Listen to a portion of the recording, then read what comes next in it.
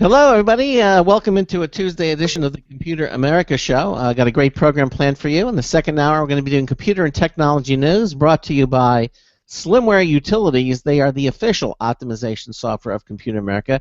Had a couple of stories left over from last night, which I think are really interesting, as well as other great stories for tonight. We'll be talking about that. And in the first hour, we're going to go all the way to Tel Aviv. That's right. It's 5 in the morning there. 1 minute until showtime. We have the founder and CEO of Tekoia. We're going to be talking about Tekoia's Sure Universal Remote. Very cool technology. Allows you to use your smart device, your phone, to act as a universal remote. And but it's a lot more than when you think of a universal remote. Some very clever things going on. So sit back, relax, as we bring you 2 hours of Computer America.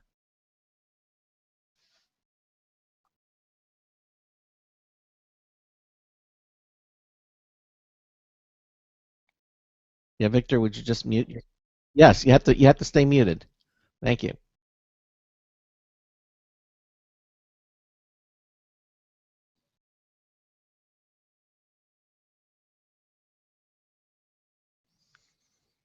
Ten seconds. Your show will go live in 5 seconds. 4, 3, 2, 1.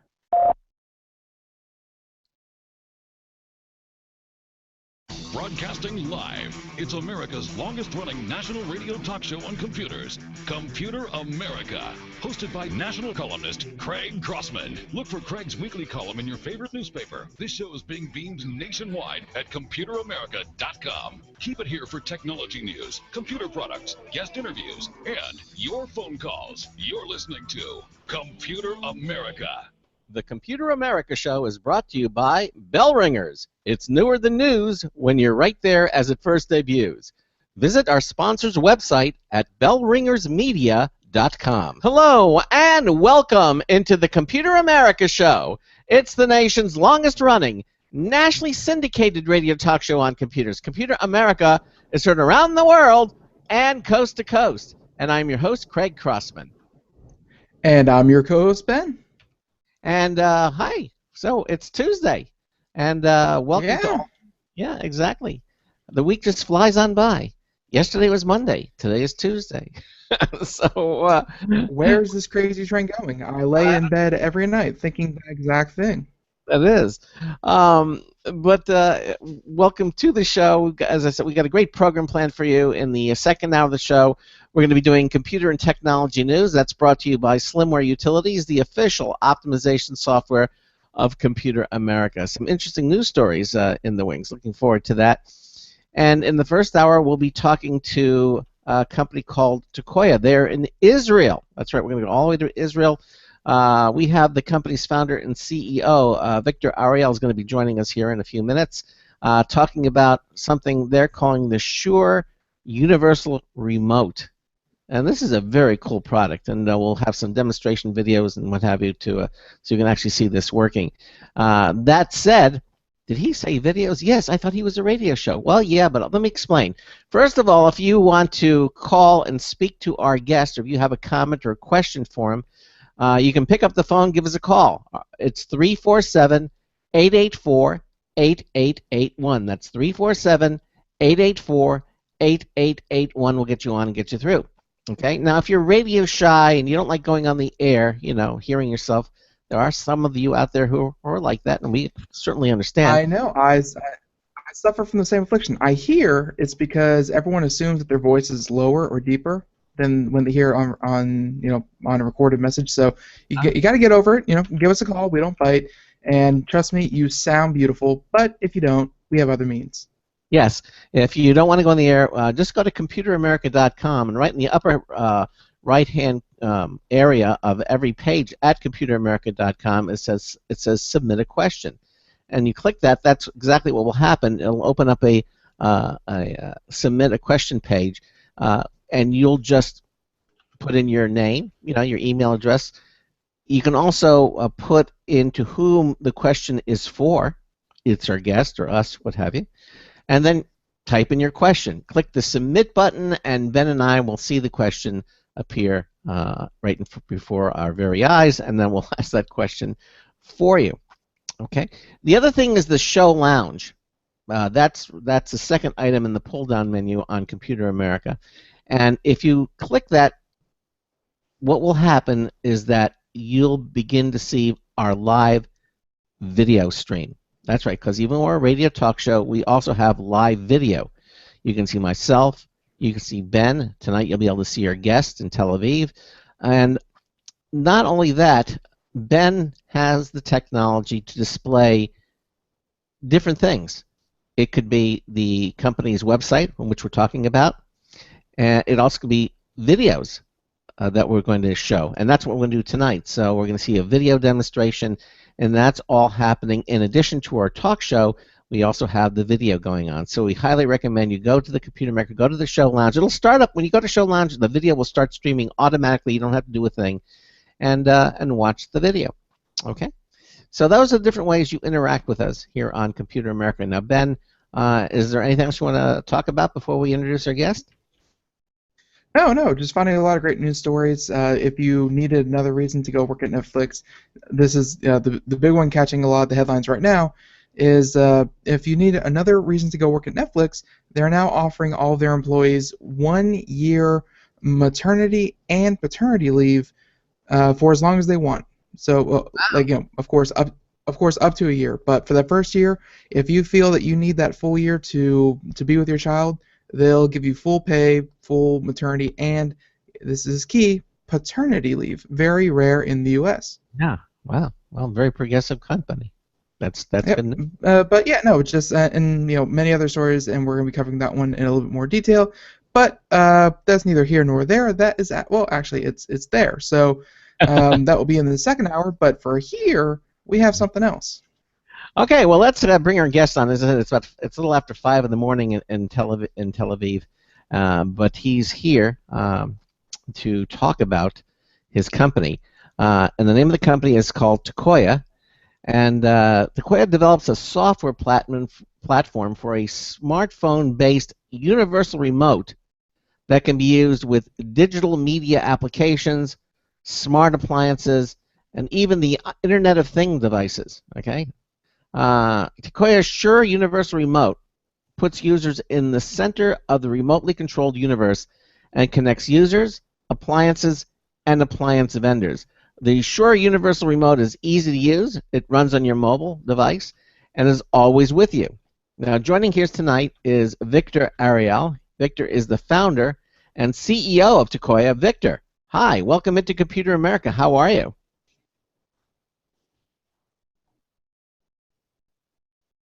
Yes. Our pleasure. Sorry, it's so early in the morning. But they say the early bird catches the worm. Get the day started early, and and thank you for being with us here in the early hours of the morning for you. For here, it's a little after 10 at night, so it's not too bad. But I mentioned the product. Tell us a little bit. First of all, I'm pronouncing the company name correctly. Is it called Tekoia? Okay, right. So tell us a little about the company itself before we get into the product. You're the founder and CEO of the company. How long has it been in business?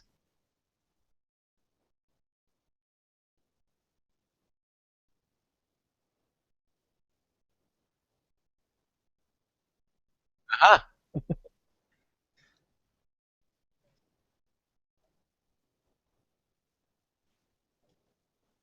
it's Steve Jobs' story. It's like Steve. Exactly.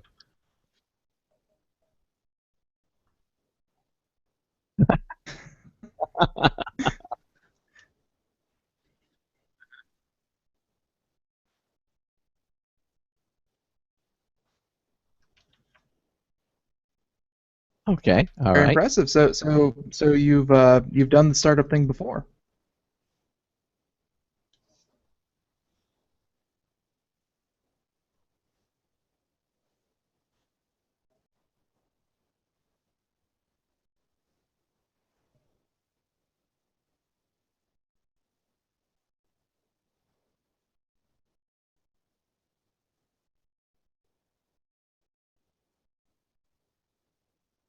Wow. Okay. And so you could have retired, I'm sure. You made a lot of money. So why did you feel the necessary to go out and start yet another company? I mean, you could be sitting with a little umbrella and the drink, and just.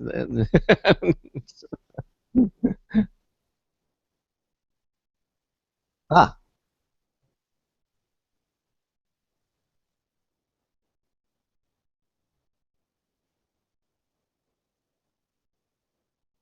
okay. Well, whatever makes you happy. That's the important thing. So then you founded Tekoia, and the company just has one product. Is this their flagship product that we're going to be talking about, or do you have other products, or what is the direction for Tekoia?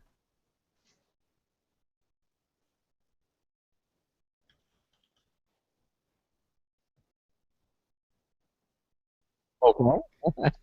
All right. Well, I'm sorry. Go ahead, Ben. No, bigger than cameras and stuff. That's quite a claim, and I hope that you can live up to, because I mean these things that we hold in our hands, they're getting more and more powerful by the year. Like every iteration of the iPhone, every iteration of the new Samsung phone, the new any phone is just light years ahead of what we had 5 years ago.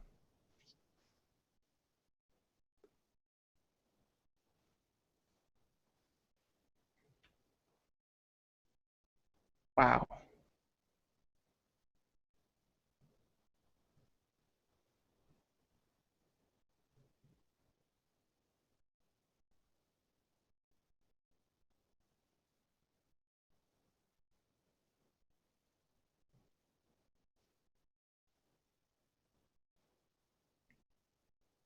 Okay. And it's always with you. Yes, that's very true. Okay, so you decided you saw the smartphone. You said, people always have this, and um, how did the idea behind the Sure Universe remote come about? What made you decide to create something like this?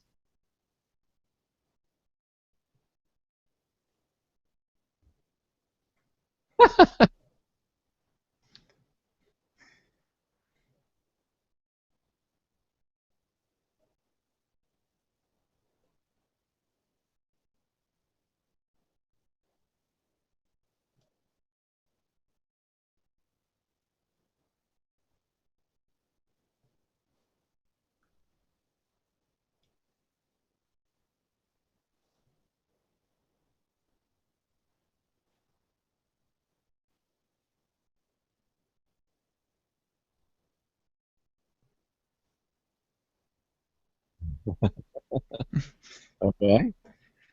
That's been a challenge for people for a decade now, where they have a remote for their sound system, a remote for their television, a remote for, I don't know, the kids at this point. They have a remote for every little thing, and you have to type up a 10-page dissertation on how to use your entertainment system. Well, not only that, the remote controls themselves. I've looked at some of the remotes that I have, and the remotes are highly complex. I mean, they have like 40 or 50 buttons on it, and then a shift key, so it'll double the capacity with all these different functions and labeling. And you really need to have it comes with like a 100-page manual. Sometimes some of these remotes, but some of these AV systems that you get for TV, some of them are very, very complex.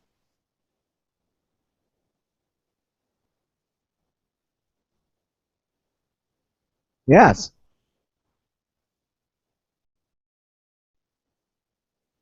Yeah. More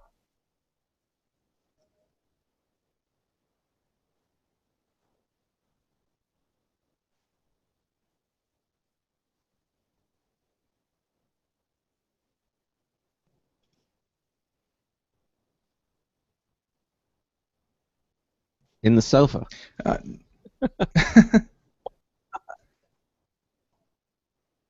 mm, I wouldn't, like, if it's not sofa, I have no idea. Just around the house.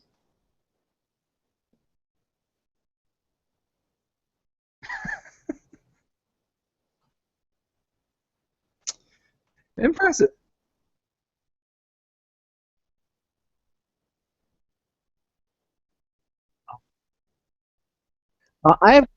I've just wait a minute. I've just been informed by we're getting some emails here that the people say they can't hear you, Victor. And I noticed that when you talk, I'm not seeing those little green dots when Victor is speaking. We hear Well, you. actually, I'm getting the green dots for Okay. Victor. Okay. All right. Oh no, it's fine. For some reason, they said No, it might be a technical, problem on our side, but we'll get to the bottom of it. okay. In the meantime, let's continue on. We'll figure it out. So continue on. So where were we before? I'm sorry, I interrupted you. You were speaking.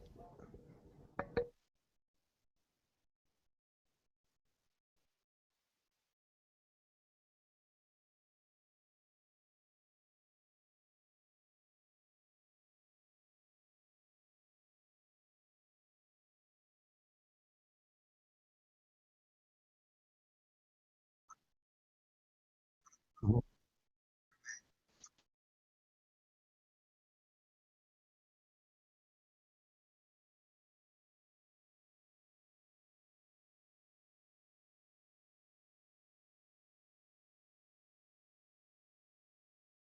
Mhm.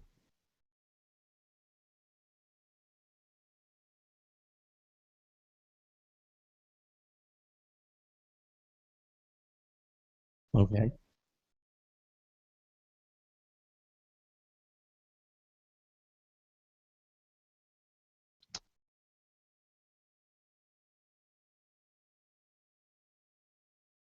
Well, hold on, Victor. I'm telling you what, we're getting some confirmation that our listeners cannot hear you. Now, what I'm going to ask you to do is I'm going to ask you to just close your window and then click on the link and come back again because I think somehow you've gotten disconnected on the audio. We hear you, but our listeners are not hearing you. So let's try and see if that fixes the problem. All right? We'll talk about something. You hang up, not Yeah. hang up. Don't hang. Just close the window out, and then come. Don't press the red phone. Just close your window and come back in. All right, good enough. And we'll see if that happens. All right. Worst case scenario, as you all know, I'm sure many of you have worked with technology before, that if all else fails, turn it off and turn it back on, and that usually clears up 90% of the problem. So sorry, folks. We know we did the first 15 minutes of this interview with our guest, unfortunately, being he was talking. You could see him talking on the video, but unfortunately, you could not hear him talking, which we don't know why that particularly happened, but he is reconnecting now, and hopefully it is all fixed. Okay. Hello. Hi. All right. Yeah. No. So continue on with the conversation, and Craig, and we'll check back. All right. Continue Hello. on. Can you hear me? Yeah, we hear you fine. So continue on. Yeah. Okay. Okay. So let me ask you this. So we were talking about the Tekoia, the Shure Universal Remote, and you were getting a little history about it, and then we interrupted you. So why don't you continue on with why you decided to create this remote control? So basically, we decided to try if it's possible to control more than just one device to begin with. And we started with Google TV. That was a couple of years ago. And we saw that, wow, you can do a lot of things using Wi-Fi. And Google TV, for example, you can have a keyboard and mouse for your TV. So that was great. But then we realized that most of the customers today are still using infrared with their TVs. As a matter of fact, many people don't realize that they have the Wi-Fi capability in their smart TVs. Yeah, So we decided. Personally, I didn't even know that was a possibility to have Wi-Fi and Wi-Fi connected devices control your television, because I myself, still use RFID or whatever it is. But and usually the dog stands in front of it, and you can't Right. Get the signal or anything. And so Wi-Fi doesn't have any of those limitations. Like it can work from almost anywhere in the house. Like you don't even have to be line of sight of it. You can use these devices to actually control smart TVs from anywhere. Correct. Very cool. Not only that, you can stream pictures and videos from your phone to TV. And I think this new 4K televisions are so great for watching your pictures in great resolution that you took those pictures in. It's probably the only way to see the high resolution picture because your regular computer screen is only 2 megapixels. Now your camera is maybe 10, 15, 20 megapixels. So 4K TV is perfect for that, and your pictures look really great on it. So that's just another application for our universal remote with smart TVs. Yeah. So, Go ahead. Oh, go ahead. No, I said I understand that we're going to have a video too that we're going to be demonstrating that and we'll be talking about in a little while. Yeah. If maybe it's a good time to have a demo, and on that video, I'm in the airport in Beijing, and I just configured a TV there on display to be controlled by our universal remote. So first, I'm changing the volume, and now you see me changing channels. Okay. And no one came over and yelled at you for doing that? Well, I guess you need to know when to run away. So no, that's very cool. This is this is television that obviously is in an airport, so it's not like you had hour after hour to sit here and sync it up and that kind of thing. I guess you were able to sync up with this and start controlling it. How long would you say from start to finish with a television that, again, you do not own and you have not had prior handling of? How long did it take you to do this? Well, this is using infrared, not Wi-Fi, and it takes about 1 minute to configure a new device, in this case TV in the airport. And I think one of the killer applications here is that we can control essentially anything in public places like bars, restaurants, shopping malls, airports. So you can have lots of fun with your friends. Just to give you a story, I came to see my friend, and we wanted to watch a movie, and he couldn't find his remote. So we just connected to his system, and in 5 minutes I was able to control all of his appliances at home, and we were able to watch the movie. That's very cool. But you can also go to a bar and impress the heck out of your friends by controlling TV in the bar. I've been there many a time when they have 20 televisions up and they're all playing the exact same game, and you're like, can we just get one to play hockey instead of 20 to play baseball? And so something like this. Yeah. And that's a perfect example of how to use the remote. Yes. Yeah. Perfect. Just try not to turn them off simultaneously, because I think then the bartender will not like that. Well, the such thing is, how does this device work with multiple devices? If it's RFID, I guess if you send an off signal, then anything that can read that signal will turn off at the same time, or is it highly directed, like you have to point at it and like you can miss? Like, is it accurate? Well, it's infrared for the regular control, and you do need to have an infrared IR blaster in your phone to use our app at the moment. And some Android phones right now have them. Usually, high-end Android phones have the IR blaster built in.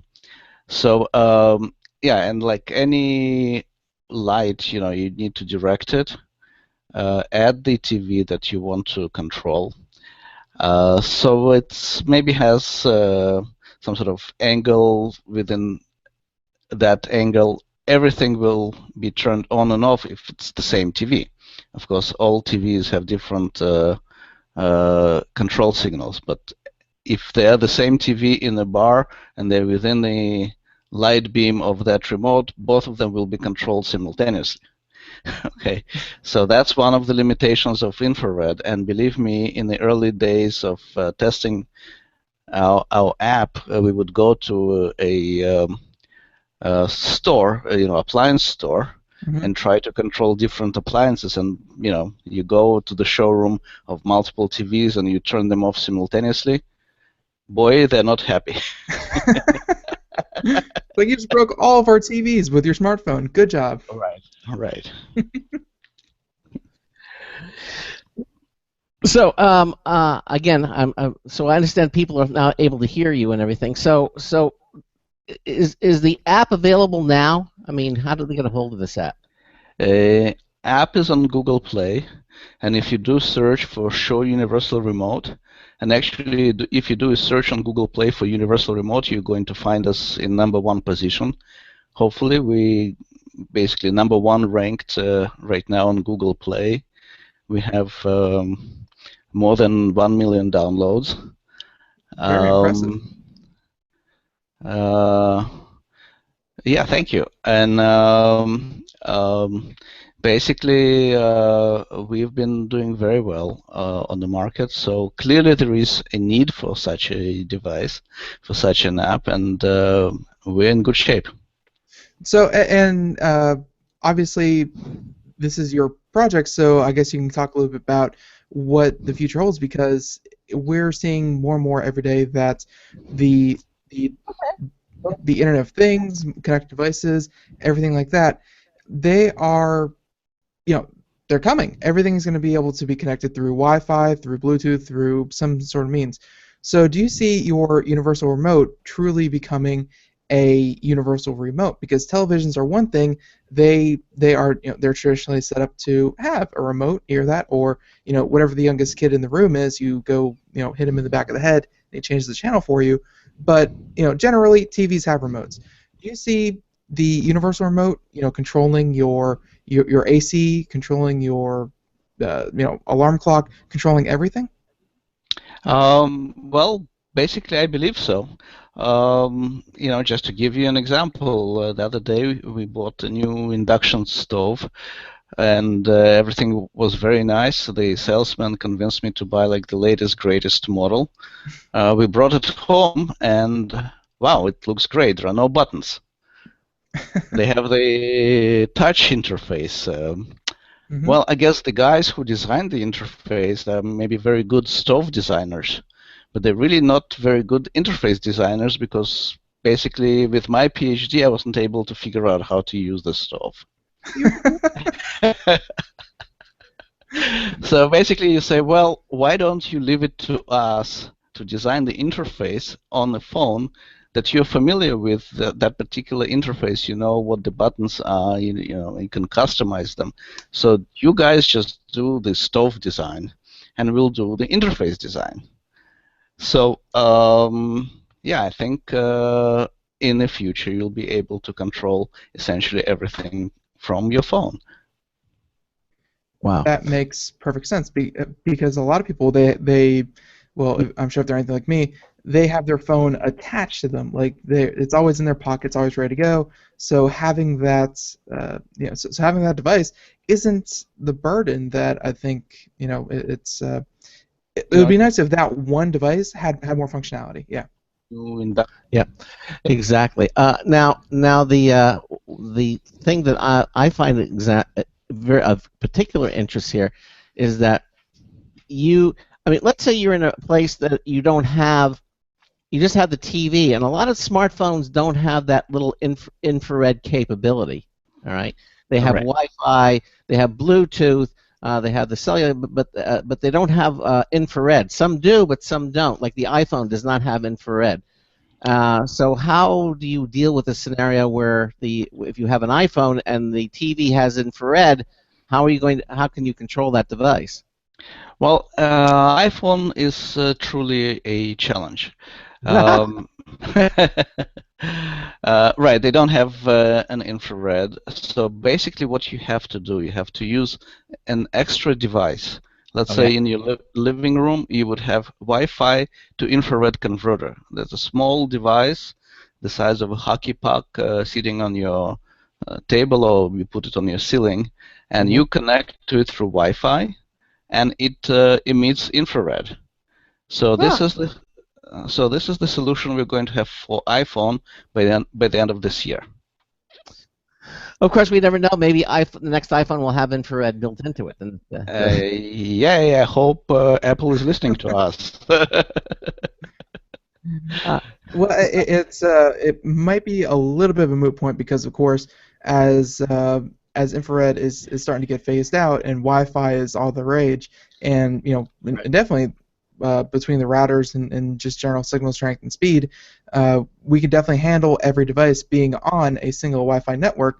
I think at the same time, if more and more companies try to jump onto the Wi-Fi bandwagon, and we can start controlling things through Wi-Fi, infrared might be actually on its way out. I mean, it's still a fine standard, and we've been using it for a long time. It's just Wi-Fi lets you do so much more. Yeah, but I don't think infrared is going to be going anywhere, Ben. I can hope. I can hope. Yeah, infrared's around for a long time, and so many units still use it. And although more and more devices are becoming smart devices, I see infrared being around for quite a long time. What do you think, Victor? Well, I'll tell you what. Let's hold on to that because we're up against a commercial break, okay? And then we'll come back and we'll answer that question.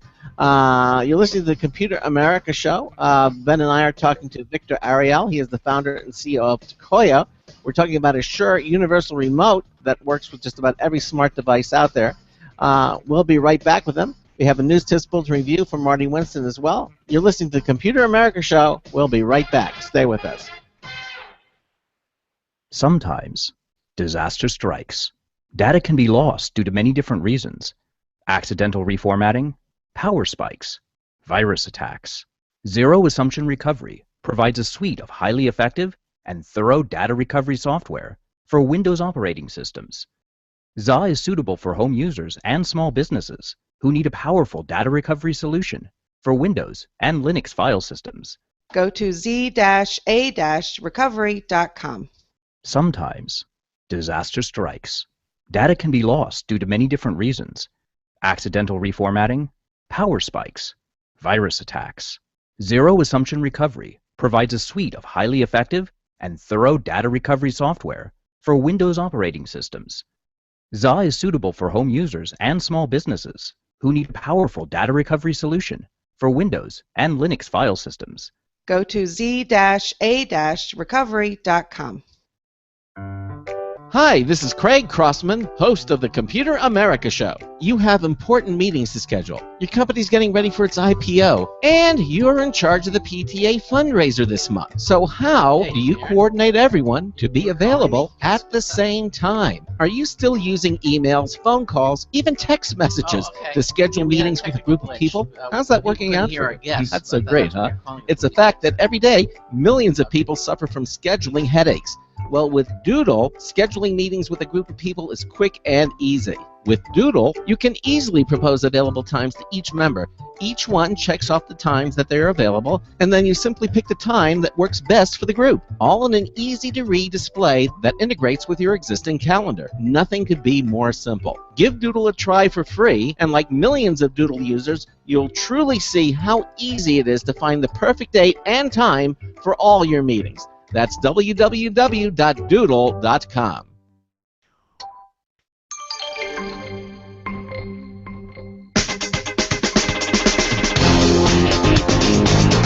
You made it through security okay? Marty Winston with the News Tips Bulletin Review for Computer America. This time, the Rack Solutions Vented Rack Shelf.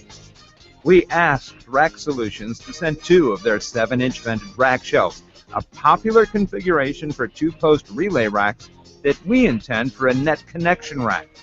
In surveying the gear we wanted to include in that rack, a lot of pieces were built more for a desktop stack, an inevitably wobbly, teeter-tottery, precarious pile, and our reason for populating a rack.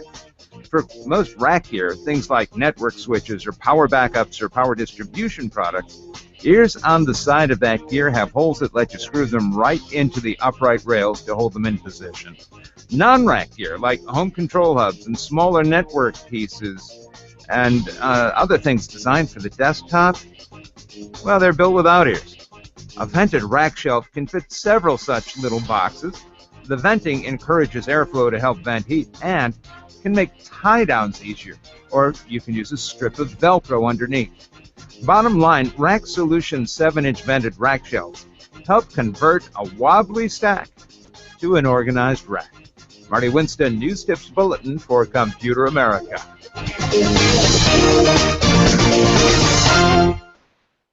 Welcome back to the Computer America Show. Just after the bottom of the hour, that was Marty Winston with a News Tip Bulletin review. Thank you for that one yet again. And of course, if you missed it or you want to hear it again because they are just so lovely, catch it tomorrow or yesterday or the day after, because he gives us 2 new ones every week. Yeah, he does. While this one isn't the most high-tech, it is a great product for keeping everything organized. And really, technology and organization just work so well together. Speaking of technology and organization, our first hour guest is to help you clear out some of that technical clutter. Mr. Viktor Ariel is here with us. He is the founder and CEO of Tekoia. And just before that break, we were about to get into, or I'm sorry, we were about to ask the question of Viktor.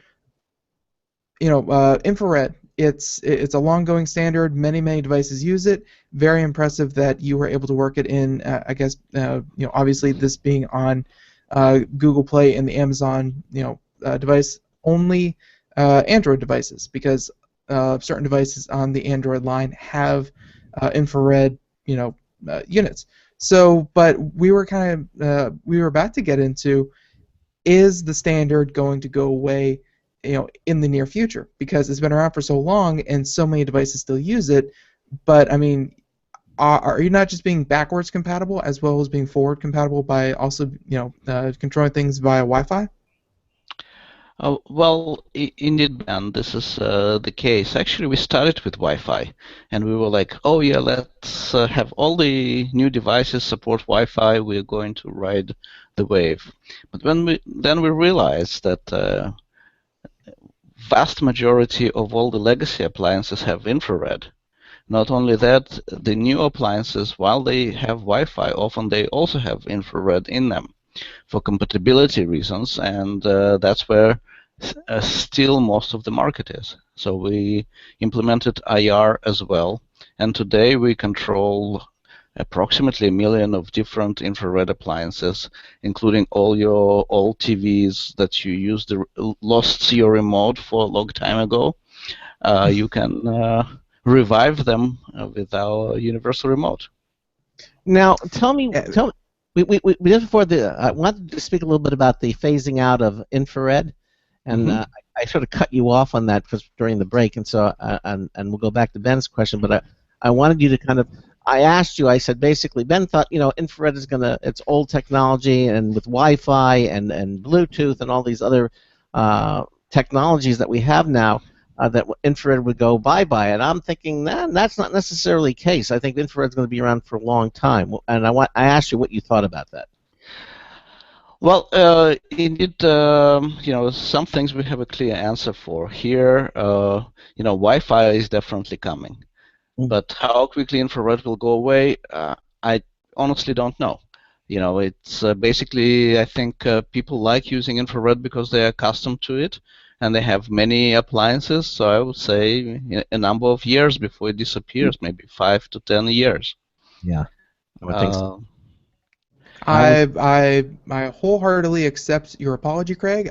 Thank you for telling me I was right, Victor, that Wi-Fi is the superior standard. I didn't say it was inferior. I just that infrared was the quickest, most direct way of controlling an appliance. I mean, TVs. I mean, infrared's been around for so many years, and although it's been around for so many years, isn't a justification for it to continue going around.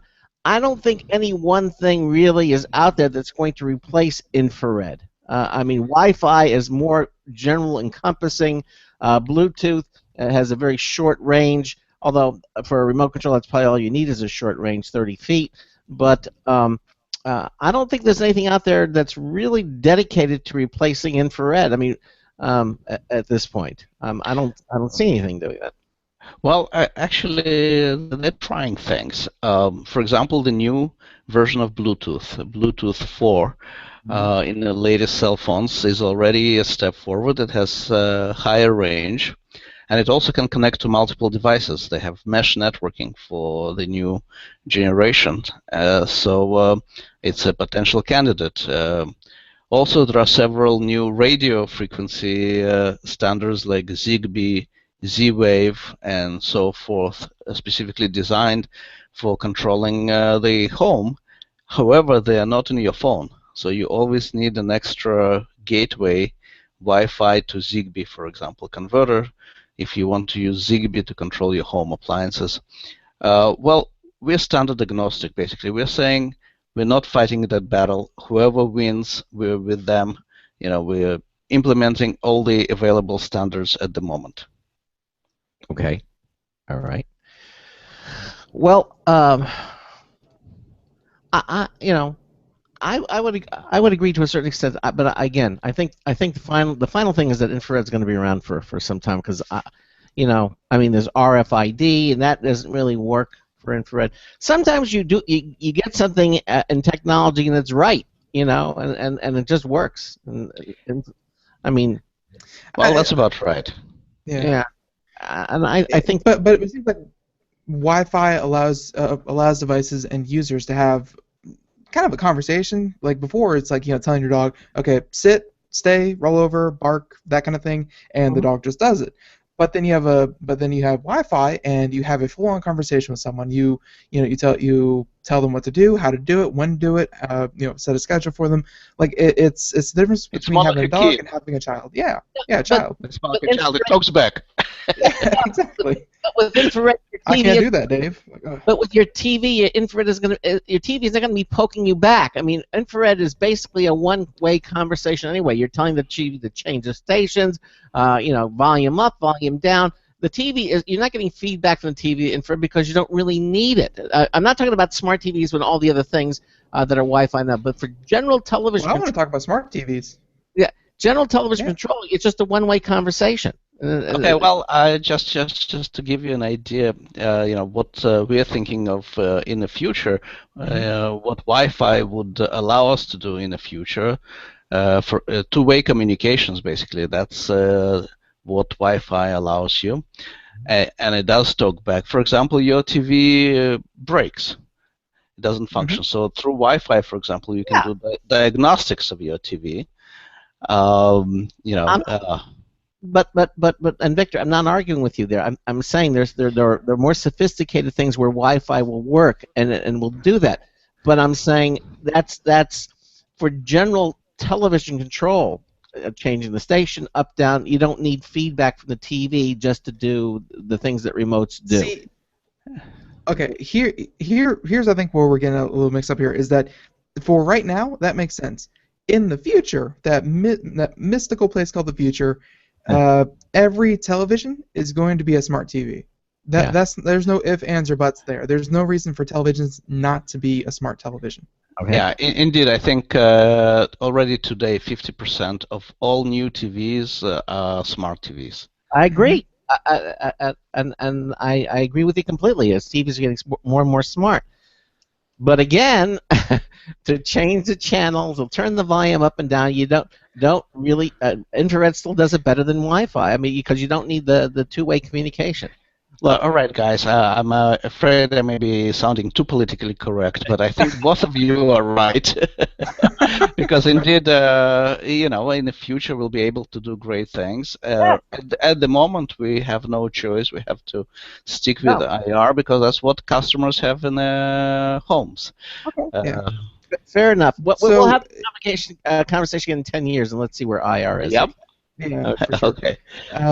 But getting back on the whole Shure remote, the Shure Universal Remote, we've been talking about a lot tonight about television. Television is obviously one of the biggest applications. I'm sure that's what a lot of your customers are using it for. But correct. I believe it mentioned there that you actually have plans for whole home automation. And what are you doing to help with that? Well, indeed, home automation is the great new buzzword and an interesting direction. Of course, everybody is familiar with Google Nest thermostat. and security camera, and we already today can control that. You basically can have your baby cam and stream video from the camera to your phone. And of course, thermostat is a great thing in the United States, but outside of the United States, most people are still using regular air conditioning, and that these regular air conditioning units are controlled through infrared (IR). So here you go. You still need to use both. And actually, this month we're coming up with a new version that has infrared controlled air conditioners from all over the world. So hopefully it will be even more useful than it is today already. But then, I have a very important customer in my home, my wife. So she told me, I want two things from this. Now that we solved the television issue, I want to be able, 15 minutes after I leave the home, to check if I left my stove on.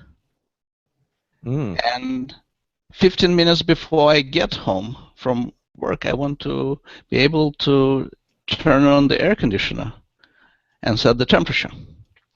So, this way we already are getting into the territory where you want to control your appliances from outside of your home.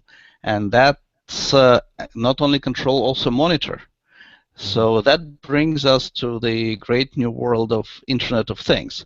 That's precisely it. When you start controlling things remotely through the internet, and then it's Internet of Things and home automation, and we are starting to get into that as well. All right, so let me ask you. Very Now neat.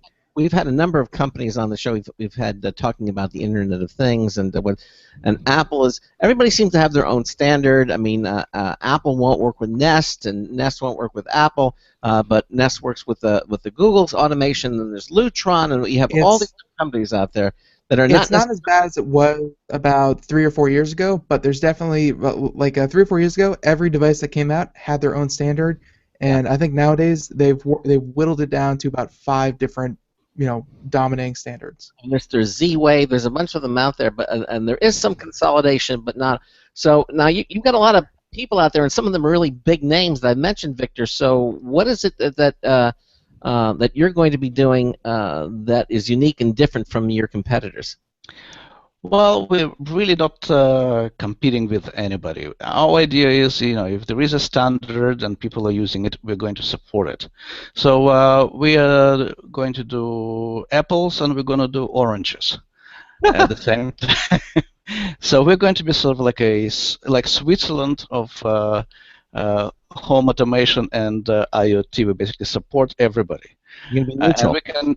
All right, we're only software, so in software you can support any new standard or any old standard, and this way we are above the controversy. And you didn't even mention China. In China there are multiple standards and multiple devices being controlled remotely, and China is actually one of the leaders in the Internet of Things. Chinese Communist Party just allocated $600 billion to the Internet of Things. And you were standing in their airport changing the TV channels. That's right. So we are actually looking at China, and there are small companies out there, startups. A startup in China is 600 engineers, and they today already control something like 300 appliances in your home remotely. Everything from your door lock to shutters to sprinkler system to security system. Basically anything that you can plug into a socket, electrical outlet in your home is already controlled remotely. Okay, so who do you think is typically using your app? I mean, is there a trend of any sort that you're seeing here, Victor? Yeah, I would say right now it's clearly early adopters. The techie guys. we see that most of our users like running sports, TV watching, and what have you. These are the typical early adopters, and they've been great. We have about 1 million downloads, but this is only testing. We really think that in the near future we'll have 1 billion active users. That's the direction. So basically, it's for everybody. I think I see where you're getting that number, because obviously there being some 350 million people in the U.S., there being some, probably a little over a billion in Europe. Your site actually has an option for Chinese language. So Correct. Are you doing, or at least are you seeing much activity in China or from Chinese consumers? Absolutely. So at the moment, our product works worldwide, everywhere outside of China, because in China there is no Google Play, and everything has to be in Chinese, and you need to adapt your app to the local app markets, which there are approximately 10 major ones in China. But the upside is that there are so many customers there, and there is so much interest in home automation and Internet of Things there. And by the way, the Chinese Premier Li just got on television and said, well, we have this new buzzword, Internet Plus taxi, and you got your Uber, right? Internet Plus home, and you got your home automation. Internet Plus cooking, and you got this app where you press a button and this lady comes running to your home and cooks you dinner, right? So, so that's the direction that China is going into, and it's very exciting. That's sort of similar to what we're doing. Now, do you have plans to integrate your app with new appliances that are going to coming out, and how are you going to do that if so? Well, we're basically constantly watching new appliances out there. For example, Philips Hue lighting. Yes. And so we see it's successful. I usually go to appliance stores. Well, I do this anyway, but now I have an excuse to go to appliance stores and see what's the exciting new gadget. So we go there and say, oh wow, Philips Hue, let's do it. So we implement Philips Hue, and then we go. There is a robot, vacuum cleaner, iRobot, right? Okay. So we go and say, that's popular, let's do that. So we have remote control of iRobot. So now, when you do that, do you need to get the manufacturer's permission, or do you just reverse engineer it and figure it out? How does that work? In most cases, manufacturers themselves provide you the protocol. At the beginning, there was some reluctance. The manufacturers would come and tell us, "Oh yeah, no, we have our own app. We don't want you to compete with us." To which we say, "Wait a minute, guys, you are making hardware. You're selling your appliances. We're not competing with you. We're universal. We can support all the brands. Not only that, if we include your appliance into the list of supported appliances, we're promoting you. So you actually want as many different apps controlling your appliance, because we are all promoting you. We're doing advertising for you." So what do they say to that? After a few minutes and sometimes a few years, they figure it out and they agree. So typically we are able to get the protocols for remote control of appliances, like LG Smart TV, Samsung Smart TV. These protocols are public. The same thing for Philips Hue. So they get it. They understand that they need to make these things public, open source, so that multiple software products can support their devices. So, so you're not really meeting any resistance. The industry is kind of accepting what you're doing, open armed. I wouldn't say with open arms, but they figured it out, and they understand that this needs to be there. I give you an example. I just came back from Hong Kong, where I talked to a distributor for a major appliance manufacturer, And yes, there was initial resistance, but when they figured out that we're just basically advertising them, they said, "Oh, yeah, let's work together." That's it. It all came together. Yeah, it's hard to imagine that anyone would be resistant to this because this, if anything, takes a little bit of the load off of them. I mean, you're giving all the thought and all the preparation for the user interface, and kind of letting them say, okay, hey, don't drop the ball, but you don't have to worry so much because we'll control your device. It's not that big a deal. Yeah, not only that, we have smaller appliance manufacturers or smaller cable network operators coming to us and saying, "Hey guys, why don't you make an open source API so we don't have to design our own app to control our cable box or our appliance? We just go on the web and design based on your architecture, based on your design. We design our remote." So that's the direction we're going to. Really, it is. So what do you see? Very neat. So, I'm sorry. What do you see for the future here with your company and this product?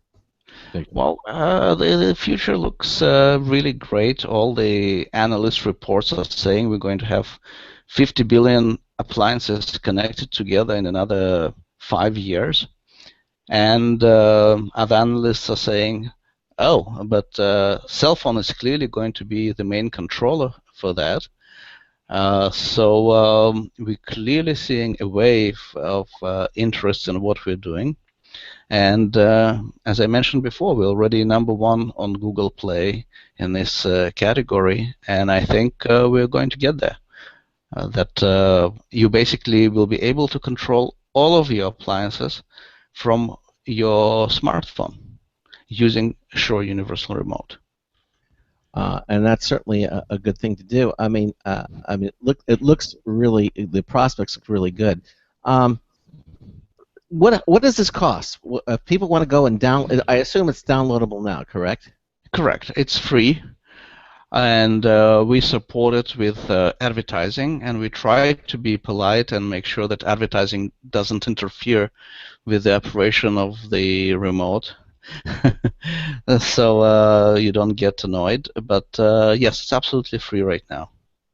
Now, when you say it's absolutely free, you're monetizing it through little ads that appear on the screen. How are you doing that? Well, if you just try to imagine a box,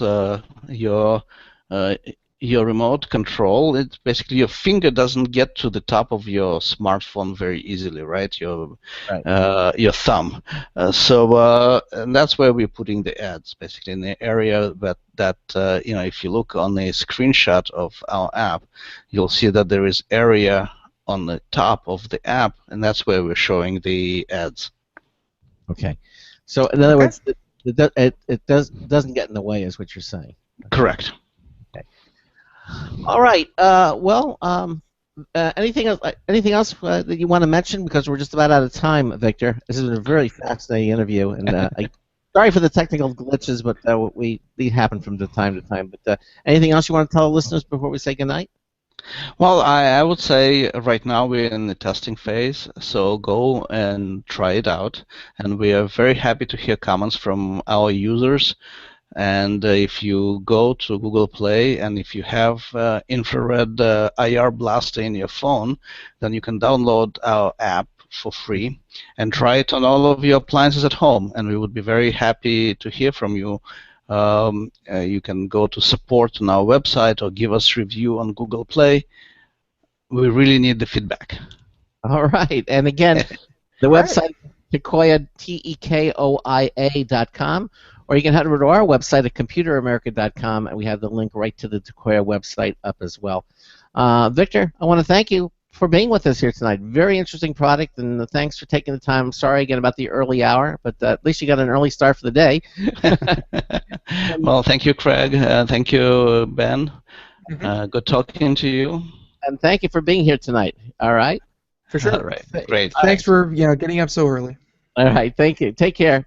And good night. For sure. Bye-bye. Bye-bye. Bye-bye. All right. There you go. Again, Tekoia is the name of the website, and you can hear more about it and as we continue on. Now, coming up in the second hour, we're going to have computer and technology news. That's brought to you by Slimware Utilities, the official optimization software of Computer America. That's all happening in the second hour of the show. Some interesting news stories. But let me just quickly take a moment to remind you that, it's Tuesday, it's early, so you still have time to get into our social media contest where we're giving away the Logitech Anywhere MX2 wireless mouse valued at $80. Check it out on our social media contest page. Another hour of the Computer America show coming straight at you. All right? And Ben and I will be back with some really interesting news stories. Don't go anywhere. The break is just for a brief moment, and we'll be right back with another hour of Computer America. This is about a cool new way to be the first to hear about new, completely unannounced products or services. The Monday through Friday Newer Than News nationwide Bell Ringers Radio Hour starts August 31st. 4 times on each show, a team of 3 pros, well, 2 pros and me, take the time to tell you all about some new something. That happens over so many stations that more than 50 million people will be able to tune it in. And that same day, releases about that debut go out on 3 major news wires to reach traditional, online, and social media, plus full coverage on SlashGear and some other goodies. Here's what we'd like to ask of you now. At the company you work for or the companies you work with, chances are that the top marketing people in top brass don't yet know about Bell Ringers. Please, just tell them to check out bellringersmedia.com. That's BELLRINGERSMEDIA.com. But hurry, September segments are booking now. Broadcasting live. It's the only national radio talk show on computers to air every weeknight. Computer America. Hosted by national columnist Craig Crossman. The first hour's behind us, but there's still more of tech news, tech talk, and your phone calls. We're being beamed nationwide at ComputerAmerica.com. You got computer problems? Bring them on. You're listening to Computer America. Computers run the world, and we run computers. Call us or send us an email to live@computeramerica.com. Hello and welcome into hour 2 of the nation's longest running, nationally syndicated radio talk show on computers. This is the Computer America Show, and I'm your host, Craig Crossman. And I'm your co-host, Ben. And again, if you missed the first hour, we had Viktor Ariel here, the founder and CEO of Tekoia, talking about the Tekoia Sure Universal Remote. If you missed any portion of it, again, you can listen to it. We archive all of our shows at computeramerica.com. Just go to the archives menu right there on the pull-down menu on any of our pages, and you'll see all the different places you can listen to it. On Blog Talk Radio for the audio stream, also on Apple's iTunes. They archive it there. If you want to watch the video portion of the show, we have a link to our YouTube channel where you can actually watch all of our videos, including the current ones. So it's all at computeramerica.com. Okay, so again, thanks to Viktor for that, and we're now in the second hour of the program. Again, we'll have another news tips bulletin review from Marty Winston in the second hour. We have 2 new ones every week, and we have some interesting news stories. But don't you think? I think this is a really cool product, though. I mean, I can see it doesn't work with the iPhone, unfortunately. He said that's a tough. So it doesn't work with the iPhone because the iPhone does not have an infrared, device built into it. So obviously, will not work. Well, it will work, but they have that that exterior infrared box that it'll work with. But that's not going to work. Yeah, but people don't want to put things on their phones. Yeah, I know exactly. But there are some things attachments that are cool for phones. I mean, like remember Square? You can read credit cards and everything. Although they got hacked. But I've never seen anyone walk around with it just hanging off their phone. It's like, hey, check out my new phone. And I got the little Square device. Look at it hang off like that. No, like I get that devices can't be useful like that. It's just people don't generate, like, the most people are willing to do is a case for their phone. Like they don't have other built-on accessories. Like they'll go as far as a case, and that's it. Well, the square, you don't carry around the square connected to the phone, but if you're a retailer and you're in a booth or something, or a permanent location, you might Yes, leave. yes, we all know how the square works. It's not something that you leave dangling on your phone, and maybe it'll work if you kind of keep it wherever you watch television and you just keep it so you can slap it on your phone. But at the same time, I'm kind of hoping that Tekoia comes out with a purely Wi-Fi app for the iPhone and just drops the whole infrared standard. You know where I was surprised to see who was using a square? Our Who's that? chiropractor. He just had it, and every time we would finish a visit, he would just have the little square in his phone and go. Yeah, no, Square's very interesting. I believe we had them on the show when they were first coming out. Yeah, exactly. We should get them back on again. And Oh, yeah. They're huge now. Yes, they are. All right. Well, anything else, or we're going to start our news segment of the show. I think we have time for news. All right, let's do it. We got a whole hour. Let's do some news. Tonight's computer and technology news is brought to you by Slimware Utilities, the official optimization software of Computer America.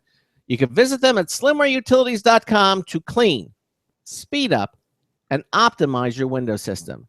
slimwareutilities.com. Okay. So the first story of the evening, you kind of teased it. Netflix has announced a game-changing parental leave policy. And this is from Time, they're saying this is huge for new parents. It is huge. Okay. Now, they announced today that it's allowing employees to take unlimited maternity or paternity leave during the first year after the child's birth or adoption. That is huge. And very much so. Yeah. During that first year, Netflix employers will be able to take off however long they feel they need to do so. And they will return on a full or part-time basis and even take subsequent time off later in the year if needed. And Netflix, during the time, will keep paying them normally. So they don't have to switch to disability leave or any of that other red tape that goes on. And this is, really, they deserve kudos for extending leave not only to the mothers but to the fathers. You'll hear companies doing and say, okay, you can take maternity leave, okay, it's understandable, but for the fathers as well. It's getting bigger in Europe, and there have been case study after case study that's showing that the first year of it is just like, while the child is being developed, before it's born, nutrition is absolutely a necessity.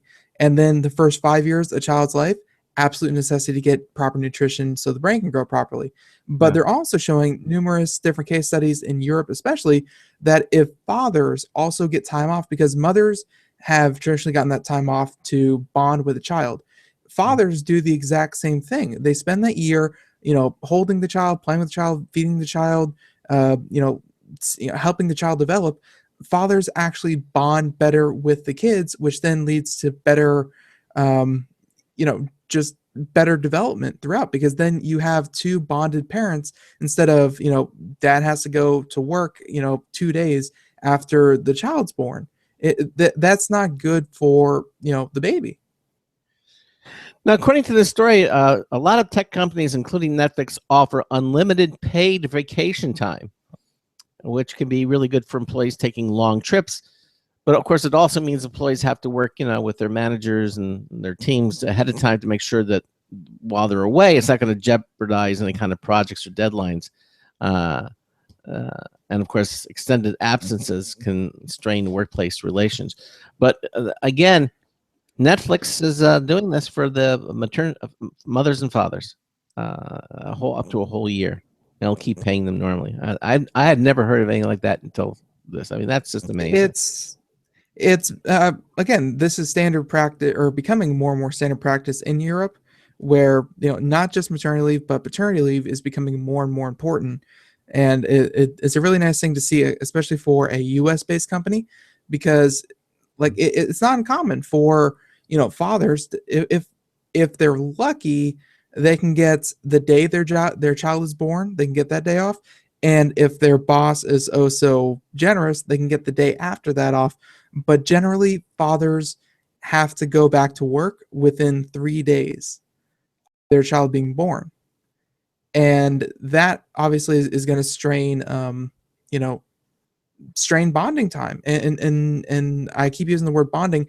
It makes a huge difference as these babies, grow Sure. to have two parents. So when he grows up, he can say, I had a normal childhood thanks to Netflix. Actually, better than normal, because especially here in America, normal means dad goes away for 8 hours a day and works, and more the mother goes away for 8 hours a day, and I get dropped off at the babysitters. That's normal in America. Yep. Well, it's nice to see that. Which I don't like personally, if you can't tell. Yeah, I could tell, but but obviously this is very, very cool. This is very good. So kudos Very to nice that. to Netflix. Yes, absolutely. Okay. All right, this next story, one near and dear to my heart. This one from Yahoo Finance, and it's a little heavy on the number game here of Activision Blizzard, but it's talking about it's talking about one of my favorite companies, Blizzard, and their World of Warcraft subscription numbers. Yeah. Now, if you hadn't heard, World of Warcraft subscription numbers, when the latest expansion, Warlords of Draenor, first came out, shot back up to near record highs. I believe the highest ever went was like 12 million back in Wrath of the Lich King, but it was Warlords of Draenor shot back up to 10 million from somewhere around 7 million players. Well, that didn't last long. In the last quarter, they shed the 2.9 million customers that they picked up, and here they've dropped another. Let's see, let me do the math real quick. About 1.2 million subscribers. So they've lost over 25% of their player base in just 2 quarters. Wow. Okay. That's not good. That's not the best thing. It's far from how do I put this? It's far from unexpected, but it's still not what you want to hear. So, of course, they said that this year, 2015, their net revenues have been about $1 billion, a little bit over $1 billion, as opposed to last year, where their net revenue was about a little under $1 billion. So they're actually doing better than they were last year. Though this is far from this is far from being, hey, we have more subscribers, so we're getting more money. It's the opposite of that. They have less subscribers, but they're doing more and more in-game purchases, be this character name changes, character transfers, special mounts, special pets, and other little tokens that you can purchase with real money. They're making the revenue. It seems to me that they're shedding the casual players and getting the more high quality players that are into buying things in this game. So even though they're losing more users, that the quality of the users that they have playing it seems to be not so much, because I don't want to say that the quality of the player is highly dependent on how much money someone spends. That's not exactly true. Well, but they're offering all the players more chances to spend more money, because when WoW first came out, you bought the game, you bought your subscription time, and that was it. You did not pay for anything else other than character names and character transfers. So now they're adding in a lot of these microtransactions that are oh so popular, and microtransactions are making some of the largest video game companies in the world. You could look at Riot Games, who completely free to play, though they're making well over $1 billion a year through a free to play game. So they're picking more of that up. It's just, it kind of goes to show, though, that when you lose 25% of your player base and still keep your revenue stream, World of Warcraft, although it has shrunk considerably, they're shedding players for a couple of reasons. And the least of which is because people don't like WoW. I think it's, personally, because I used to play the game and I'm, kind of waiting for the next expansion, I'm among a majority of players out there where Would- you love WoW. WoW was a great game. It continues to be very, very good. And but the problem is you just don't have anything to do. World of Warcraft has been out for over 10 years. And at this point, you can't just say, oh, why don't you go try out some of the old content? If you've been playing for 10 years, odds are you've seen and done most of the content. WoW is, I hate to say it, kind of getting old. It's gotten to the point where there's not enough content. There's not enough content to keep the player base continuously subscribing month after month after month. You think So I think what we're you think that's why then when they introduce something new, it grabs the interest for a while, but then they play it and then they leave again? This is going to be their pattern, and this is what actually a lot of players and long-term players are saying, is that they still love World of Warcraft. It's still a great game. It's just there's not enough not enough content to keep you occupied. So when they release a big new patch, subscribe for a month, check it out. When they release a new expansion, subscribe for a month or two, check it out. But you don't have to keep paying for it month after month, because that's just a waste of money. There's not enough content to keep you entertained. So I think that's what we're seeing. It's WoW is still a great game, and for new players, there's more content than you will do in a couple of years of playing. But for the veterans, for the people who have been playing this for year after year, there's just not enough to keep you paying. Okay. Well, then It's Yep. yeah. So yeah, it's but I think Blizzard is going to be okay. They have a couple new games out. Heroes of the Storm is I think it was just released, or it's just coming out. Very, very popular game. Think Dota, think League of Legends. It's a competitor to that. It's going to be getting a huge player base. Hearthstone, already one of their biggest games, and it's a free-to-play microtransaction kind of game. All in all, Blizzard has about 70 million active users across all their games. Wow. So Blizzard's still doing very well. I think, though, if we're focusing on World of Warcraft and they're dropping subscription numbers, it's time for Blizzard to do something drastic. And World of Draenor, it was a great step in the right direction. It brought back a lot of a lot of what made it great, but they did have a few missteps throughout the whole thing. And really, World of Warcraft, you can't just be another good MMO. Blizzard has never been just another good company. They've never been just another great game. Blizzard has always been, we are the best, our games are the best, and if you are going to play one of our games, our game is going to be the best in any genre you've played. And right now, World of Warcraft is just simply good. Yeah. It's a good game, but Blizzard has never been a good company. Blizzard has been the best company. So it's time for them to do something drastic. Okay. All right. Okay. All right.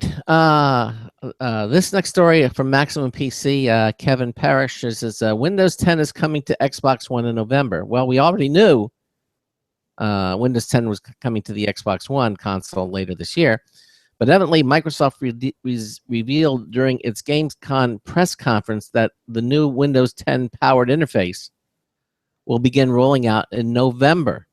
Okay.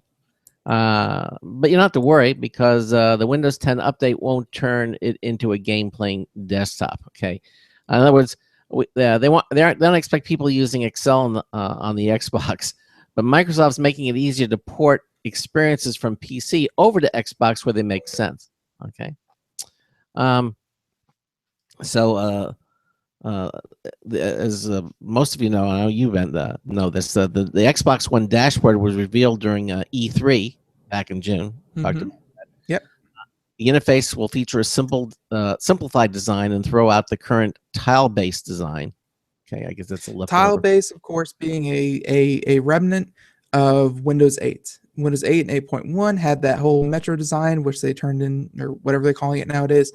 And it worked beautifully, but at the same time, it's too close to Windows 8, and we're now on Windows 10. Right. Windows 9, don't even think about it. Windows 10. So they're going to be doing a whole new Xbox One user interface change to line up, or, to be much more similar to Windows 10 in November. Right. And to make this experience a more personal one, the free Windows 10 update coming now really will also include Cortana, which is the speech recognition. Although Xbox One owners will need the Kinect to use Cortana, okay, because she accepts verbal commands, and so you're going to need the microphone that's built into the Kinect to make that happen. Which makes sense because the Xbox being voice controlled, did roll out with the Xbox 360 and the Kinect.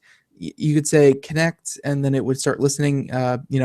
Play so and so game, and it would turn the game on. Like the Xbox being voice controlled has been around for a while and was probably the predecessor to Cortana. So for Cortana to come to the Xbox is just obviously a natural fit. Probably, really, at the end of the day, the most natural fit for a personal digital assistant. Yeah. By the way, this, in addition to the Windows 10 base interface arriving in November, also the update will be free and allow Xbox One gamers to play their older Xbox 360 games on the newer console, which is nice. Which should have been there from the beginning. Backwards compatibility, a very big feature. Kind of stinks that they made you wait a year and a half just to get backwards compatibility. When, let's be honest, it should have been built in from day one. Mm-hmm. Okay. Anyway, the OS launched last week. I'm talking about Windows 10, and allows Xbox One gamers to stream their favorite games to the Windows 10 Xbox app. And the console update is expected to bring both the Windows PC and consoles closer together when it comes to this cross-platform gameplay. So there it is. So what do you think? I think this is wonderful. And the more you can get integration like this between products like this, it just gives you more. It's more and more abilities. I mean, to be able to do this is just. I think, and I know you're going to be getting your Xbox One soon. So you're going to have That's Windows. What the boss man tells me. Yep, and you're going to have Windows 10 on your computer, so you're going to be all set. This is going to be really nice, and we'll get a report on that too. We're still waiting to update to Windows 10, but as soon as that happens, we'll certainly let all of you know as well. Windows 10 for me really isn't happening anytime soon. And if you want to take a little side detour, talk about that.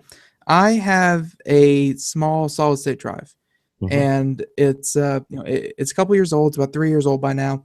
And back then, solid state drives were very, very expensive. So what I decided to do was what a lot of people did back then, which was purchase a 64 gig. I've heard of some people simply using a 32 gig solid state drive, and just installing the operating system on the solid state drive. So when you turn your computer on from a cold boot, it would take anywhere from 15 to 20 seconds to turn on. It was very convenient, and it made the whole system just run smoother. The thing that is happening, though, is that with an older PC like mine, and I've cleared out a lot of room, Windows 10 says that it requires a minimum of 20 gigs of memory in your hard drive. And see, the thing is, I deleted 21 gigs. I was like, okay, it says 20 gigs. I'll do 21 just to be safe, and we'll start the whole process. So beginning to end, did that, and it came back twice with, sorry, not enough memory, not enough room on your hard drive. Try again later. And so here I am. I have to sit here on my hands and say, well, I can't update to Windows 10 because I don't have enough memory on my hard drive. Yeah. I mean, storage on your hard drive. Yeah, exactly. Yeah. Exactly. So the answer is to get a bigger hard drive and update the processor, and that's what will happen. Yep. Okay. All right. All right. You're listening to the Computer America Show. Ben and I are doing computer and technology news, brought to you by Slimware Utilities. What's next? You have the next story. What's going on? Next story is we're going to go from Windows 10 to, well, Xbox One, Windows 10 to Xbox One and Windows 10. So this is, if you didn't know, right now, it seems like there's a convention every month. Last month was not E3. E3 was in June.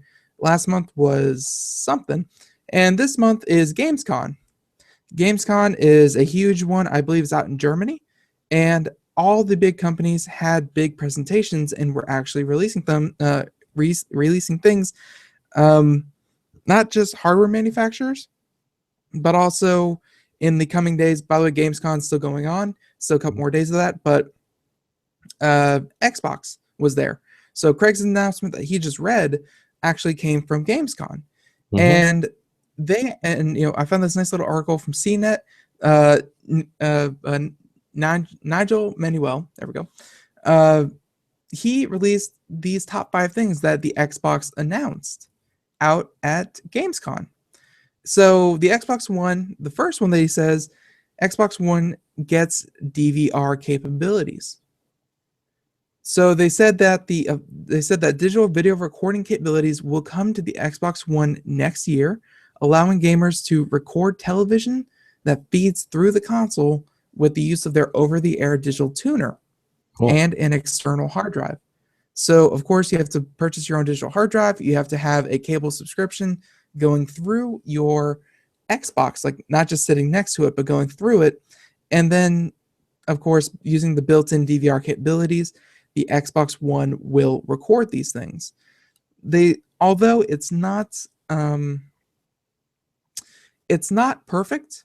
I think there are DVRs that are built into DirecTV, Uverse, all the other cable companies that are much more feature rich. Yeah, and more integrated. They are more integrated. Yes. Yeah. It's tantamount to buying a navigator. You can buy an add-on, you can buy a TomTom or a Garmin, and they're wonderful. But when you get one that's built into the car and it's native to the car, those always tend to have more features than the add-ons. And I think this is the same thing. It's the same way, but it's also a nice step for people using the Xbox One as a media hub. This is just one more thing that you can get rid of, which is that DVR, the standalone DVR device. But so DVR capabilities coming to the Xbox One. The next one, backward compatibility. We touched a little bit on that in the last article. Some of the more popular Xbox 360 games, you'll be able to run them on your Xbox One. Which is good. Hundreds of titles, new game or old games, if you have them, just value added. You can take them all, and hopefully you didn't hawk them at your local GameStop. Now those games, the next one, those games are not going to be able to take any advantage of the new features of the Xbox One. They're just going to basically look like you're running them on an Xbox 360. I mean, the graphics and everything's going to stay the same. They might run faster. I don't know. Will they? They should run just as well and the same with the same amount of features. What new features are you referring to? Well, I mean, obviously the Xbox One has more features than the Xbox 360. I mean, and I know the newer games take advantage of all the new additional features. So if you're using older software, if you're using older games, kind of murky on which features you're actually referring to. So moving along, okay. The Xbox One, of course, will have a fresh coat of paint. This means that, as we all know, user interface updates and Cortana, as mentioned earlier. But here's a really cool thing. It has a new way to chat. So they have Microsoft announced something called a chat pad for the Xbox One, which is similar to the Xbox 360. It's a full keyboard and a connection for your headset, and it plugs into the bottom of your Xbox One controller. So unlike its predecessor, it has 2 programmable buttons at the bottom that you can use for quick access to screenshots, gameplay recording, and other features. So a full-blown keyboard on your Xbox. This is a no-brainer, being that, hey, you're going to be able to start streaming games from your PC to your Xbox One. And sometimes, depending on the game, you just want to use a keyboard. This is now giving you the option. Very, very cool. And the last point that the CNET article has is software galore. Microsoft discussed three exclusives coming in 2016, including Quantum Break, a game with an in-game TV show.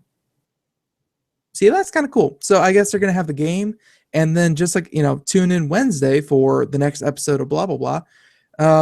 That TV show is going to be hosted within the game. So, I don't know how exactly that's going to work, but you play the game, and then on select nights, you're going to be able to watch the TV show within the game. Kind of cool. And That's cool. Yeah. Yep. And also Crackdown 3. Crackdown 1, Crackdown 2, very, very well-made, popular games. Crackdown 3, a huge feature. And also Halo 5 Guardians showed off some multiplayer footage and pre-release software. And they had a couple esports teams, doing the whole thing. But Halo 5, Halo, any game of the franchise, big, big news. So, Halo Wars 2 is also coming out. But yeah, lots and lots of new games. It was a great presentation from Microsoft. Very cool. Now, I have a couple of questions I want to ask you, but we're up against the break, so when we come back, I don't know if Halo 5, but there are games now that are designed for the Xbox One, but the earlier versions ran on the 360. But did they not, when the newer ones came out for the Xbox One, those won't run on a 360, correct? They will have most of the titles launched recently have a version for each. Okay. All right, listen, we'll continue on with this. Ben and I are doing computer and technology news, brought to you by Slimware Utilities. We've got lots more stories coming up. We got another news tips bulletin review from Marty Winston here on the Computer America Show. We'll be right back. Stay with us. You're listening to Computer America.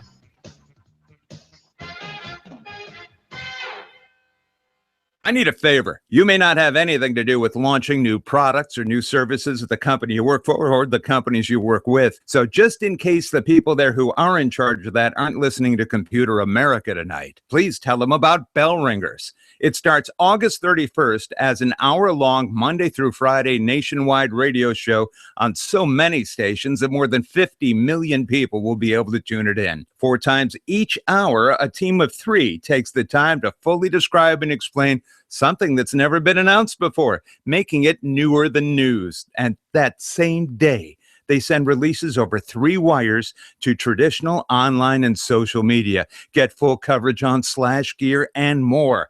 Please, just ask those marketing guys to take a look at bellringersmedia.com. That's BELLRINGERSMEDIA.com, bellringersmedia.com. But hurry, September segments are booking now. Thanks. Hi, this is Craig Crossman, host of the Computer America Show. You have important meetings to schedule. Your company's getting ready for its IPO, and you're in charge of the PTA fundraiser this month. So how do you coordinate everyone to be available at the same time? Are you still using emails, phone calls, even text messages to schedule meetings with a group of people? How's that working out for you? Not so great, huh? It's a fact that every day, millions of people suffer from scheduling headaches. Well, with Doodle, scheduling meetings with a group of people is quick and easy. With Doodle, you can easily propose available times to each member. Each one checks off the times that they are available, and then you simply pick the time that works best for the group, all in an easy-to-read display that integrates with your existing calendar. Nothing could be more simple. Give Doodle a try for free, and like millions of Doodle users, you'll truly see how easy it is to find the perfect date and time for all your meetings. That's www.doodle.com.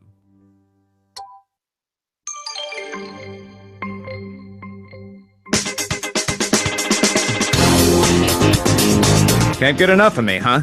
Marty Winston with a News Tips Bulletin Review for Computer America, this time the Ryobi electric pressure washer. The snow itself is gone, but it's always a slovenly guest, leaving behind a lot to clean up. So we got in a Ryobi RY14122 electric pressure washer last spring. The power plug head is oversized to house safety measures, yet still handy enough to fit the unit's cord wrap posts, one of which pivots so it's easy to remove the entire length of cord at once. The screen-filtered water hose connector up front has a spinning sleeve thing that helps hose handling happen easily. There's a turbo nozzle and pattern heads that exchange easily to adjust the spray pattern, and the nozzle handle has an angled trigger grip for easy one-handed use, plus a barrel grip for even more precise aiming. A top cap accepts liquid soap for wash then rinse use. We like the convenience of an electric unit, and its 1700 psi, that's 1.2 gallons per minute pace, is plenty for what we want to do. If you need more, Ryobi does offer beefier gasoline-powered models. Bottom line, we found the Ryobi RY14122 electric pressure washer powerful enough to clear winter crud off the driveway, but gentle enough to also get some off the car. Marty Winston, News Tips Bulletin for Computer America. 33 minutes past the hour, Computer America Show. We are doing computer and technology news brought to you by Slimmer Utilities. And yeah, we're just going over all the big news stories of the day. And, oh, there we go. Yeah, all the big news stories of the day. And we just finished talking about Microsoft and Xbox and their big announcements out at Gamescom. There will be more announcements. We'll keep you up to date on those as they happen. Of course, that's going on for another, I think for like another 2 or 3 days. And so that's, that of course is a big deal. So other than that though, Craig, I believe you have the next story. Right. I want to add that one last question for you with the Xbox. So I understood. So if you have a game that's written for Microsoft's Xbox One, and then they have an Xbox 360 version, but the Xbox One version is going to either have more features than the 360 version. You keep using the word features. What do you mean? Well, I don't know. I'm asking. It has more ability, has better graphics, it has something that's better than. Really, the only difference between the Xbox One and the Xbox 360 is the fact that one has better hardware in it. There aren't really, it's not like there's any new features, I guess, between the two. Okay, then I misunderstood. I thought the Xbox One added more features or more it looked better as far as the graphics that it was presenting, higher resolution on the. That's all hardware. Yeah, it is hard. Okay, so the game that's designed for that higher hardware ability is obviously they need a 360 version if they're going to. Do they make any game for the Xbox One that can't be played on the 360? I guess that's my question. Yeah, all the time. Okay, all right. So those games then are somehow they're like the next generation in the game in games. So you have, I guess I'm not using the wrong word, features, but it's better hardware, and so you get better performance. You can and that better performance is translated how? Better graphics, faster play. Generally, it's just graphics. It's I don't know what kind of new features you're looking for. It's not like the Xbox One represents everything or transmits everything in 3D. No, it's nothing like that. It's just simply better hardware.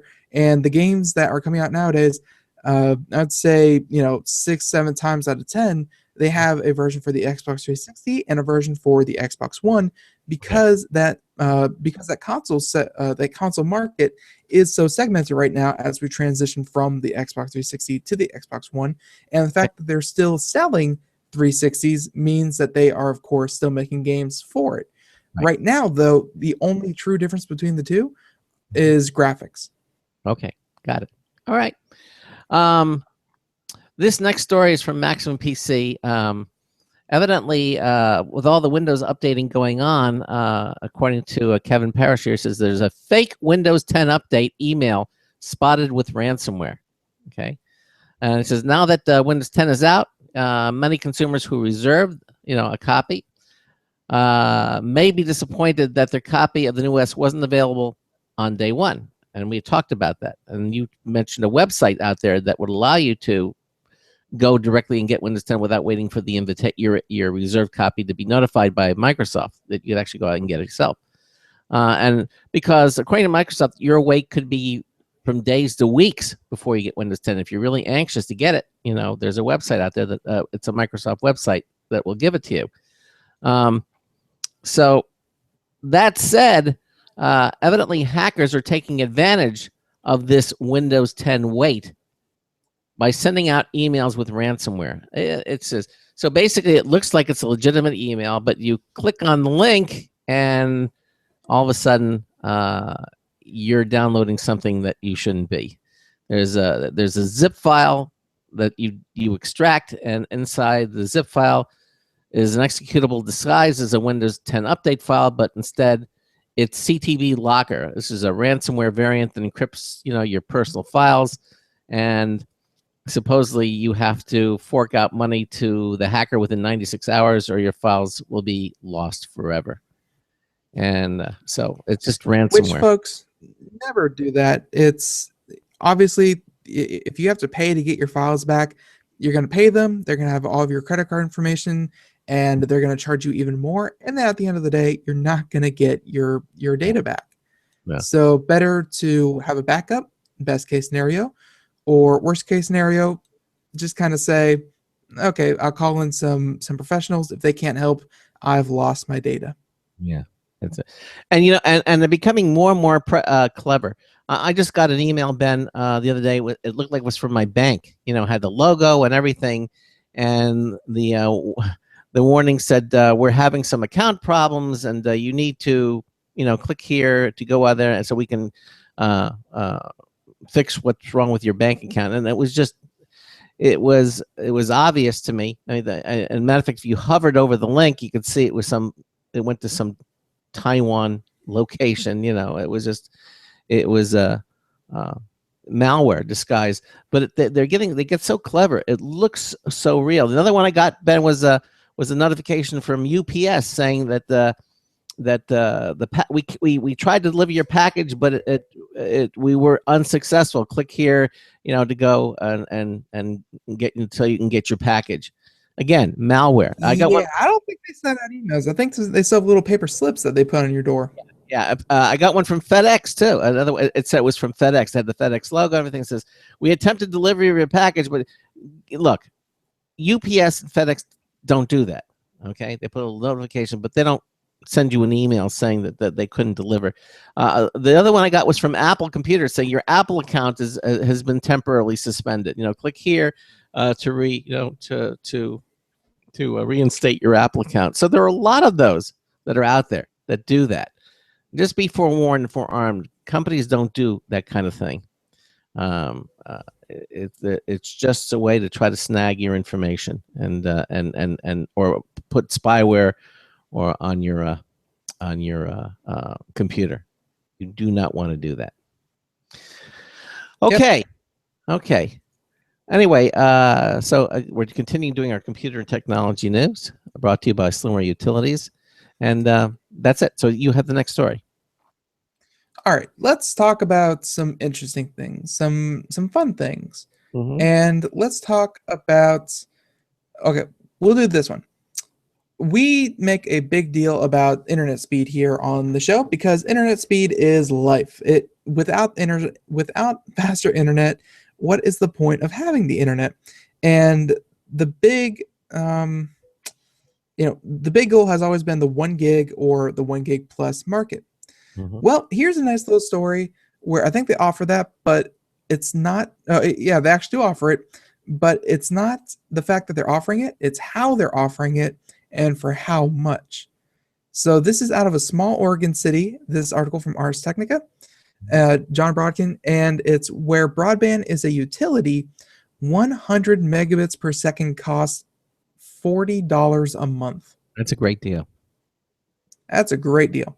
Yeah, I get 100. Yes, here's an article. I pay a little over $100 a month, $117 a month for my one. It started off at 70, then it creeped up to 90, and now it's like at $117 a month for 100 megabit service. So there you go. And this, the internet company doing this is called SandyNet, and this is the utility company for Sandy, Oregon. It's a city of about 10,000 residents. And they said that this all started about 15 years ago when City Hall couldn't get DSL from the cable providers in the area. City Hall couldn't get one of these companies to run DSL out to, their building. So they said, you know what, forget it, guys, we'll do it ourselves. And that was 15 years ago. And nowadays, They said that the upgrade was paid for with $7.5 million revenue bond, which will be repaid using the system revenues. And luckily, for $40 a month, you get symmetrical 100 megabits per second. Symmetrical. So 100 up, 100 up, 100 down. Ooh, and then for 60 a month, 60, you get 1 gig. Wow. 1 gigabit per second symmetrical. That's amazing. There are no contracts and there are no data caps. Yeah. That is really, really yeah. Very nice. So they said, and they have a quote here from the city IT director. They said, part of the culture of SandyNet is we view our citizens as owners of the utility. We've always run the utility on a break-even basis. Any profits we do have go back into capital improvements and equipment upgrades and things like that.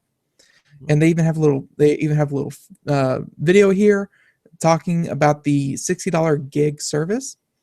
But yeah, they said they have a lot more overhead there, and it's SandyNet operates a lot differently from private internet service providers, which generally sell internet across multiple cities or states. They have a quote here. There's a lot more overhead in there, and they've also got investors, and they're trying to keep happy by making sure their stocks are performing well and all that. He gets their stance and where they're coming from, but for a small municipal provider, it's a completely different mindset.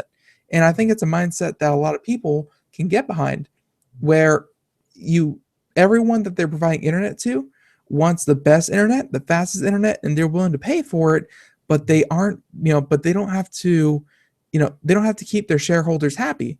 They just have to keep their citizens happy with the internet. There it is. Makes complete sense. And I bet you if you need tech support, you probably know the guy on a first name basis when he comes out there. Oh, for sure. Yeah, exactly. For sure. So, SandyNet, if you want to go look it up, it's all out there. But it's just a really, really nice story of Sandy, Oregon, and how they have this 10, and they said they're getting about 50 new houses a week, connected to the fiber service. Right now, everyone else is on DSL. But it's a very, very nice story about how a small city just kind of took internet service back in their own hands and said, guys, we can do this better through a concerted, city effort. And look where it got them. $60 a month fiber internet connection. Yeah, that's good. Symmetrical, might I add. Yeah, because even with my 100 megabits per second, it's that, but it's 100 megabits down, but going up, it's like 10. So symmetrical is really nice. Yep, and not only that, but the city also has a 40-year master plan where they know where the city is going to expand and how far and how fast it's going to expand, and they're going to have all of those places connected within the next 20 years. For even further growth. So, and it makes complete sense because there's study after study that shows that especially millennials and people buying houses nowadays, speed of the internet to the house plays a large factor. I think faster internet service can make the value of your home go up 3%. Yeah, it would. Absolutely. I mean, the internet today is like a utility. I mean, you can't really live without it. Really, it's like water. And yet at the same time, so many people have to rely on private companies to hope and pray that they give them the quality service. There you go. Well, lucky people in Sandy, Oregon, really, to have something like that available. And again, but at the same time, it's a leap of faith. Like, we don't want to, say that every city can do this and every city should do this. Although to some extent, I kind of agree with that. But at the same time, they're taking a lot of risk because, if something happens to their line, if something if anything happens, the taxpayers are on the hook now. Any kind of extra cost that is going to come along with this infrastructure, the company doesn't have to make it right, because the company is is exclusively funded by the people using it and the taxpayers.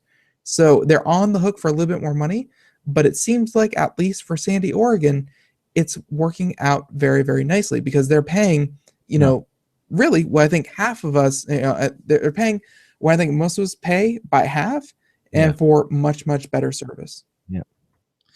I don't think all places could do that, though, but it's a great idea for a smaller community. But I think more places could do this. Like I think more places should do this, and there are places that can do this. Not that everyone can, but there's definitely small towns out there all over the place that could set up their own fiber network, and probably should, instead of waiting and hoping a cable company comes along and does it for them. I want to get this one in here.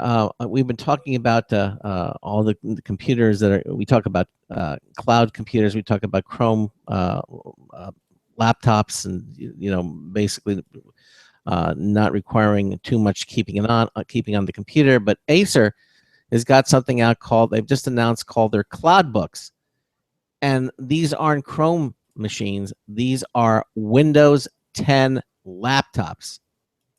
And the news is they start at $170. They have 11 and 14-inch notebooks. They have a Braswell Celeron processor, 2 gigs of RAM, and up to a 64 gigabyte solid-state drive. So, and the idea here is that if you don't demand too much from your computer these days, you don't need to spend too much to get one that will do most everything that you want it to do. Okay, and that evidently is the premise behind the Acer Aspire One Cloud Books. Okay, which are basically low specification Windows 10 laptops, and they're available now. There will eventually be 4 different cloud book configurations. I had mentioned that, and they'll be available directly from Acer in September. And they have a lot of pricing and specifications here, but yeah, they can range anywhere from $170 all the way up to, I think the most expensive one I saw was like $240 or something like that. Right, which is still still very cheap. And don't get me wrong, they're not the sleekest, they're not the sexiest, they're not the fastest, they're not the strongest, they're not the longest lasting, they're not any of that kind of stuff. But if we expect from them the same thing that we expect from Chromebooks, they don't have to be they don't have to be the best in any one of those categories. They just have to be a usable, enjoyable, cheap laptop, which is what a netbook is. Yeah, or the idea is that most of the storage is in the cloud. You're doing most everything in the cloud, and you're not going to do any kind of hardcore gaming on this thing. You're not going to do any kind of hardcore video rendering on this thing. But at the same time, if you just needed a laptop to throw in your backpack and take with you to school, or you needed something to take to the airport, this would be an ideal solution. Well, of course, you could do something like we had them on the show where the gaming is in the cloud. I think it was Games that had that. That was a company that we just had on last week, and Unicorn. That was what? Was it Unicorn? No, Ubitus. No, Unicorn. It wasn't. Yes, Ubitus. That was it. But that of course is technology coming in the next 3 to 4 years. It's not here yet. Right, but the idea there is that you could use a laptop like that. Hopefully one day. Well, exactly. But if you're not really super hard, gaming isn't your thing, but you want to do email, you want to go online, and you want to use Windows 10, and without learning another OS, then this might be something that's viable, because they start at $170. You can't get much cheaper than that, and it's a nice looking laptop. It's from a company that so there it is. And of course, running Windows 10, all the rage. So hot right now. Yes. All right. This next one is short and sweet, and India. It happened. And then it didn't Oh. happen. India nixes online porn ban following intense public outrage on social media. I didn't even know this was happening. Mhm. Days ago, Indian government declared pornography sites as immoral and indecent, which might be true, but as study after study has shown, people like their porn. So, as the article says, this one, by the way, Ars Technica, David Kravitz, and he kind of starts off by saying that didn't take long. The world's oldest internet hobby is resuming in India days after the country virtually banned internet porn. They said the Indians took to Twitter and other social media and were just absolutely blasting the anti-porn move. And it turns out the government listened. So yeah, they said that they don't display any kind of the really bad pornography, and the Indian government initially ordered internet providers to filter about 857 websites said to have pornographic material, and in a bid to protect morality. And lo and behold, the government said that the sites contain immoral or indecent sites, including a couple of very, very popular ones. They said they had a quote here: a new notification will be issued shortly. The ban will be partially withdrawn. Sites that do not support other kinds of porn will be unbanned. So India has about 350 million internet users, and that is expected to grow to 500 million in just the next 2 years. But we've seen this a couple times. Lawmakers see a hot button issue. It seems like low-hanging fruit. We are against the corruption of our children. And then they try to do something like ban internet porn. And that never really works too well for them. Yeah, it does. It doesn't. No comment? Yeah, well, I'm trying to, we can get into the arguments about that porn sites actually reduce the amount of sexual crimes that are out there, as opposed to encouraging, because it's I mean, there are all kinds of studies out there. It's that old adage that you shouldn't, or at least you can't, legislate morality. Yeah. Yep. They tried that with alcohol. Plus, as everyone knows, the internet was made for porn. So what are you going to do? It is probably what was the statistics that porn is probably one of the highest used? I mean, I think, like, at the end, I saw some diagram of the internet in general, and it kind of went off by tags. And porn was actually a much smaller part of the internet than I thought it'd be. Porn is actually only like 20% of the internet as a total. Really? I thought it was much higher than that. I thought it would be higher, but no. Regardless, they tried it in India, and if anything, this can be a case study showing that you can try, but you probably won't succeed if you try to ban these kinds of things. Yeah. Well, there it is. I don't think they can. As you said, you can't legislate morality, and I don't think that people. If anything, this is good. This is good for us in America. This is good for the people in Europe. This is good for everyone. The internet should be a bastion of free speech and free and the minute you start censoring the internet as a whole is the moment the internet stops being a useful tool, because then it's just, what do they want you to see? These are the things we want you to look at. That's not what the internet was ever intended to be. It's supposed to be all these different ideas, all these different things. It is what it is. Yeah. And the minute you start censoring and cutting up the internet, that ruins the whole experience. Yeah. Even if you find it morally objectionable. Just just because they don't agree with you, or you have to, but there are some exceptions. I mean, come on, you can't. Oh yeah, for sure. Yeah, there are. There's well, some. No one's trying to treat this as black and white, but the people saying, okay, ban all porn, they're the same people that are seeing the world as black and white. There are, of course, gray areas. Yeah. And it's what makes the world go round. It's you know you just I don't know what else to say about this. I think that the internet should be open and free, but there are certain things that just cross the line. But it's who decides what that crossing the line is. It's just that's one thing I don't want to get into. That's a whole nother discussion. Never asked you to. Just saying, India has tried something. They failed. Yay for everyone. Yes, exactly. All right. Well, that about wraps up the show tonight. We'll leave you thinking about that.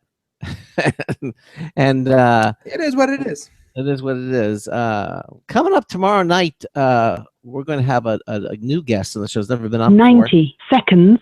Matthew Smith. He is the computing editor for Digital Trends magazine, and he's going to come on the show and talk about computing trends.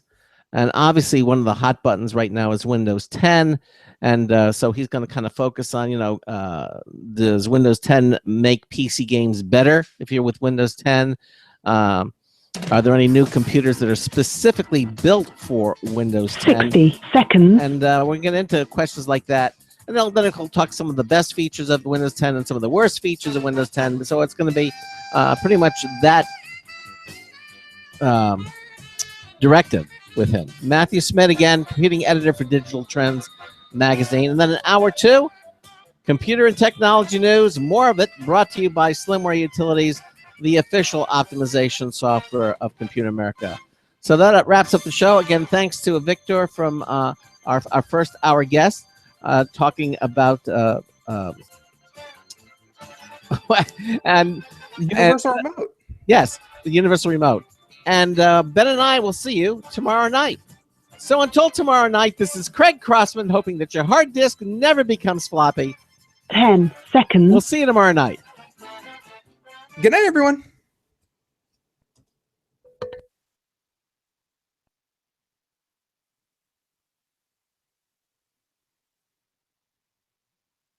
Thank you for using Blog Talk Radio. Goodbye. Okay, that wraps it up. Again, thank you all for being with us here tonight. And again, thanks to Victor Ariel from Tekoia. And we will see you tomorrow. Same time, same bat channel. Have a good one. Good night, everybody. Good night.